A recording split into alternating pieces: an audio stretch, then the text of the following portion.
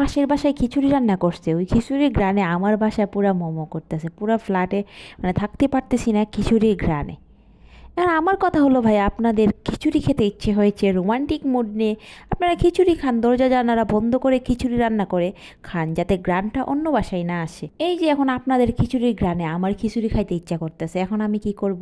আমি তো লজ্জায় আপনাদের কাছে গিয়ে চাইতেও পারবো না যে আমারও খিচুড়ি খাইতে ইচ্ছে করতেছে আপনাদের খিচুড়ির ঘ্রাণ শুনে। এখন আমার যেহেতু খিচুড়ি খাইতে ইচ্ছে হয়েছে, এখন তো ইচ্ছাকে মাটি চাপা দিতে পারছি না, আমার তো এখন খিচুড়ি রান্না করতেই হবে।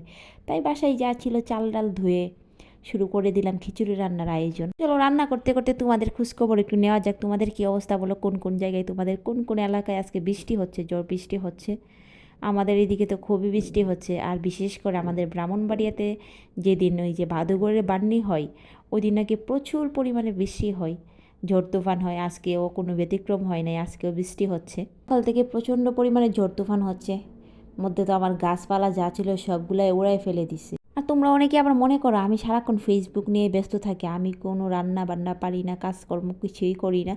তো তোমাদের জন্য, তোমরা যারা যারা এই চিন্তাগুলো করো যে আমি কোনো কাজ পারি না, কোনো কাজ করি না, সারাক্ষণ ফেসবুক নিয়ে পড়ে থাকি, তোমাদের জন্য স্পেশালি, তোমাদের জন্য আমার আজকে এই রান্নার ভিডিওটা। কারণ তোমাদের তো দেখা উচিত যে আমি রান্না বান্না পারি, আমি তাছাড়া আরও অনেক কাজই পারি, যেগুলো তোমাদেরকে আমি দেখাই না কখনো। তোমরা অনেকে হয়তো জানোই না আমার রান্নার হাত কিন্তু অনেক ভালো। আমার নিজের রান্না খেয়ে মাঝে মধ্যে আমি নিজে অনেক ফিদা হয়ে যাই, মাঝে মধ্যে আবার অজ্ঞান হয়ে যায়, এটা সিক্রেট বিষয়, বলা যাবে না।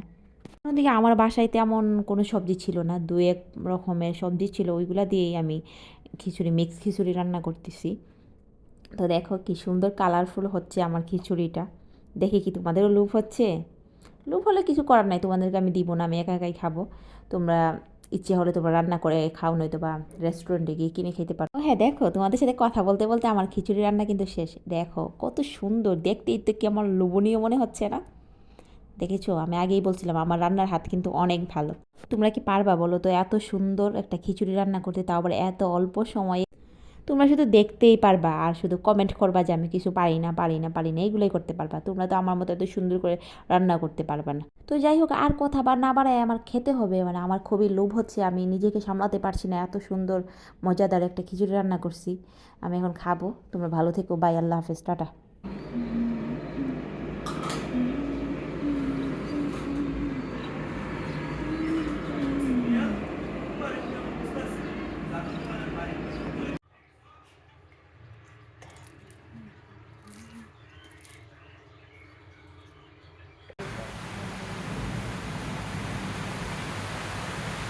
এমন অন্ধকারের দিনগুলো আমার ভীষণ রকমের ভয় লাগে, আর আকাশে যদি বিদ্যুৎ চমকায় তাহলে তো